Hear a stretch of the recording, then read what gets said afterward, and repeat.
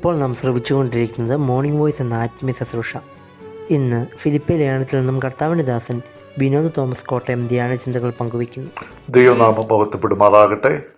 Morning വോയിസിലൂടെ ദൈവം ശ്രവിക്കുന്ന ഏവർക്കും ക്രിസ്തീയ വന്ദനവും കർത്താവായ യേശു ക്രിസ്തുവുള്ള സ്നേഹവന്ദനവും അറിയിക്കുകയാണ്. നാം ചിന്തിച്ചുകൊണ്ടിരിക്കുന്ന ഫിലിപ്പി ലേഖനം 4-ാം അധ്യായം 1-ാം വാക്യം. അതുകൊണ്ട് എൻ്റെ പ്രിയരും വാഞ്ചിതരുമായ സഹോദരന്മാരെ, എൻ്റെ സന്തോഷവും കിരീടവുമായുള്ളവരെ, ഇങ്ങനെ കർത്താവിൽ നിലനിൽപ്പിൻ പ്രിയമുള്ളവരെ. ഇവിടെ നമുക്ക് 3 കാര്യങ്ങൾ കാണുവാൻ സാധിക്കും. ഒന്ന്, അതുകൊണ്ട് എന്നുള്ള പ്രയോഗമാണ്. 20ഉം 21ഉം വാക്യങ്ങൾ 3-ാം അധ്യായത്തിൽ നാം കണ്ടു. അതുകൊണ്ട് എന്നുള്ളത് ആ വാക്യങ്ങളുടെ അടിസ്ഥാനത്തിലാണ്. നമുക്കൊരു സ്വർഗീയ പൗരത്വം ഉള്ളതുകൊണ്ട് ഈ ഭൂമിയിൽ നാം ആയിരിക്കുമ്പോൾ ആ പൗരത്വത്തിന്റെ വെളിച്ചത്തിലൊരു ജീവിതം നയിക്കണം എന്നാണ് 1-ാം വാക്യത്തിൽ പൗലോസ് പറയുന്നത്. എന്താണ് പൗരത്വത്തിന്റെ പ്രത്യേകത? നമ്മുടെ കർത്താവ് വരും, നമ്മുടെ താഴ്ചയുള്ള ശരീരത്തെ തൻ്റെ മഹത്വമുള്ള ശരീരത്തോട് അനുരൂപമായി രൂപാന്തരപ്പെടുത്തും. അഥവാ നമ്മുടെ ഈ ജീവിതത്തിന്, നമ്മുടെ ഈ ശരീരത്തിന് ഒരു രൂപാന്തരം ഭാവിയിൽ സംഭവിക്കാൻ പോവുകയാണ്. അതുകൊണ്ട് ഇപ്പോൾ ആ ജീവിതം എങ്ങനെയായിരിക്കണം, അല്ലെങ്കിൽ ഈ രൂപാന്തരം വരാൻ പോകുന്ന ഈ ശരീരം നാം ഇപ്പോൾ എങ്ങനെ ഉപയോഗിക്കണം, അതാണ് 4-ാം അധ്യായത്തിന്റെ 1-ാം വാക്യത്തിൽ ആദ്യമായിട്ട് നമുക്ക് മനസ്സിലാക്കാൻ കഴിയുന്ന കാര്യം. രണ്ടാമത്തെ കാര്യം പൗലോസ് ഇവിടെ പറയുന്നത് തൻ്റെ ഫിലിപ്പി വിശ്വാസികളുടെ ബന്ധത്തെക്കുറിച്ചാണ്. പൗലോസും ഫിലിപ്പിയ വിശ്വാസികളും തമ്മിൽ എങ്ങനെ ഇരിക്കുന്നു? ഒന്നാമത്, പൗലോസിന് പ്രിയരാണ്. അഥവാ പൗലോസ് അവരിൽ നിന്ന് വേർപെട്ട് നിൽക്കുന്നതിലുള്ളതായ ആ പ്രയാസം, അവരെ കാണുവാനുള്ളതായ ആഗ്രഹം, അതാണ് ഇവിടെ 4:1 നമുക്ക് കാണുവാൻ സാധിക്കും. ദൈവമക്കളെ അവരെ പിരിഞ്ഞു നിൽക്കുന്നതിൽ പൗലോസിനുള്ളതായ ആ പ്രയാസം, അവരെ കാണുവാനുള്ളതായ വലിയ ആഗ്രഹം. പ്രിയ ദൈവമക്കളെ, നമുക്ക് ഇതുണ്ടോ എന്ന് നാം പരിശോധിക്കണം. സഹോദരന്മാരെ, സഹോദരിമാരെ കാണുവാനും അവരോടൊരുമിച്ച് ആത്മീയമായ കൂട്ടായ്മ ബന്ധം പുലർത്തുവാനും കഴിയുന്നുണ്ടോ? അതിൽ വലിയ ആഗ്രഹവും താല്പര്യവും നമുക്കുണ്ടോ എന്ന് പൗലോസിന്റെ ഈ ഭാഗം, അവരേറ്റവും വാഞ്ചിതരാണ് എന്നുള്ളതായ ചിന്ത നമ്മെ ഭരിക്കുന്നുണ്ടോ എന്നുള്ളതാണ്. അടുത്തായിട്ട് പറയുന്നത് പൗലോസിന്റെ സന്തോഷവും കിരീടവുമാണ് എന്ന് പറയുന്നു. പൗലോസ് തൻ്റെ സന്തോഷം കണ്ടെത്തുന്നത് സാഹചര്യങ്ങളിൽ നിന്നല്ല, പിന്നെ തൻ്റെ കൂട്ടുവിശ്വാസികളിലുള്ള ബന്ധത്തിലാണ്. അവരോടൊരുമിച്ച് കൂട്ടായ്മ ആചരിക്കുന്നതിൽ, അവരോടൊരുമിച്ച് കർത്താവിനെ മഹത്വപ്പെടുത്തുന്നതിൽ, അവരോടൊരുമിച്ച് ജീവിക്കുന്നതിൽ, അവരുമായിട്ടുള്ള സജീവമായ ഊഷ്മളമായ ആ സ്നേഹ കൂട്ടായ്മ, ക്രിസ്തീയ കൂട്ടായ്മ, അതിൽ സന്തോഷിക്കുന്ന ഒരു പൗലോസിനെയാണ് നാം ഇവിടെ കാണുന്നത്. പ്രിയമക്കളെ, ദൈവമക്കളെ, നമ്മുടെ ജീവിതം എങ്ങനെ ഇരിക്കുന്നു? ദൈവമക്കളോട് ഒരുമിച്ചുള്ള കൂട്ടായ്മയിൽ നമുക്ക് സന്തോഷിക്കാൻ കഴിയുന്നു. അതാണോ നമ്മുടെ സന്തോഷം? അതോ ഈ ലോകത്തിൽ കാണുന്ന വെള്ളത്തിൽ മിന്നി മറയുന്ന ജനീക സുഖങ്ങളാണോ?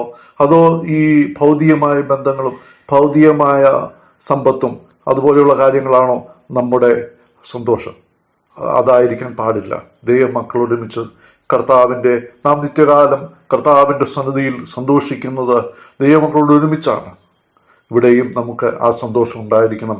ഭക്തന്മാരായ സഹോദരന്മാരെ കാണുന്നതും അവരോടൊരുമിച്ച് ആത്മീയമായ കൂട്ടായ്മ ബന്ധം പുലർത്തി കർത്താവിനെ മഹത്വപ്പെടുത്തുന്നത് ആ നിലയിൽ അനുഗ്രഹീതമായ ഒരു ആത്മീയ കൂട്ടായ്മയിൽ സന്തോഷിക്കുവാൻ കഴിയേണ്ടതാണ്.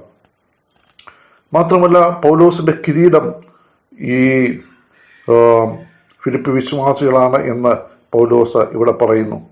ഇവിടെ കിരീടം എന്നുള്ളത് ഉദ്ദേശിക്കുന്നത് ഒരു ഓട്ടക്കാരൻ, ഒരു അത്ലറ്റ് താൻ പങ്കെടുക്കുന്ന അത്ലറ്റിക് ഇവന്റിൽ അല്ലെങ്കിൽ ആ കായിക ഇനത്തിൽ ഒന്നാമതെത്തി നേടുന്ന ആ കിരീടത്തെക്കുറിച്ചാണ് പൗലോസ് ഈ പ്രകാരം പറയുന്നുണ്ട്. 1 കൊരിന്ത്യർ 9:25 അവരെ വാടുന്ന കിരീടം പ്രാപിക്കുന്നു, നാമോ വാടാത്തത്. അപ്പോൾ പൗലോസ് പറയാണ്, എൻ്റെ കിരീടം നിങ്ങളാണ്. അഥവാ എൻ്റെ ദൈവസന്നിധിയിൽ എനിക്ക് പ്രശംസിക്കാനുള്ളത്, എനിക്ക് അഭിമാനിക്കാനുള്ളത് നിങ്ങളെ നേടുന്നതിലൂടെയാണ്. പ്രിയ ദൈവമക്കളെ, നമുക്കിങ്ങനെ ഒരു വലിയ ആഗ്രഹവും താല്പര്യം ഉണ്ടാകണം. അനേകരെ കർത്താവിലേക്ക് കൊണ്ടുവരുവാനും അവരെ നമ്മുടെ കിരീടമായി, അവർ നമ്മുടെ അഭിമാന സ്തംഭമായി ദൈവമുമ്പാകെയായിരിക്കുന്ന അനുഗ്രഹീതമായ അവസ്ഥ. മാത്രമല്ല, ഒരു തൻ്റെ സഹപാഠികളാൽ അല്ലെങ്കിൽ തൻ്റെ സഹപ്രവർത്തകരാൽ ഒരു വ്യക്തി താൻ നേടിയ വലിയ നേട്ടം നിമിത്തം മാനിക്കപ്പെടുന്നതിനും ഒരു വലിയ വിരുന്നിൽ വെച്ച്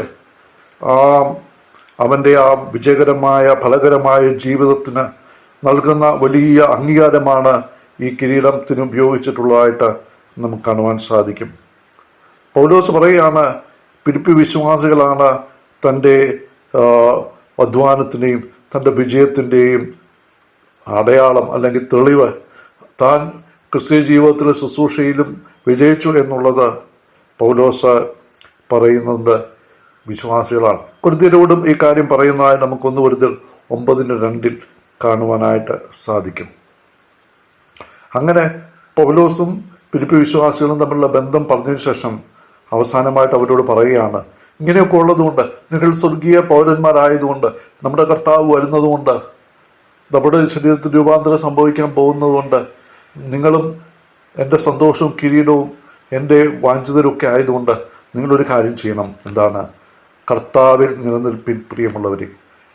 ഇവിടെ കർത്താവിൽ നിലനിൽക്കാനുള്ള ആഹ്വാനമാണ് നൽകുന്നത്. നമ്മുടെ നിലനിൽപ്പ് ഏതെങ്കിലും പ്രത്യയ ശാസ്ത്രത്തിലോ ഏതെങ്കിലും എഴുതപ്പെട്ടതായ എന്തെങ്കിലും കുറെ നിയമങ്ങളിലൊന്നുമല്ല.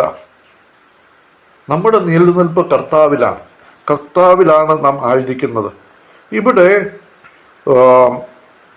ഒരു നിലനിൽക്കുക എന്നുള്ളതിന് ഉപയോഗിച്ചിരിക്കുന്ന ഗ്രീക്ക് വാക്കിന്റെ യഥാർത്ഥമായ ആശയം ഒരു പടയാളിയെ അവന്റെ ആ പോസ്റ്റിൽ അവനെ ആക്കി വെച്ച ആ സ്ഥാനത്ത് നിലനിൽക്കുന്നതിനോട് ഉദ്ദേശിച്ചാണ്.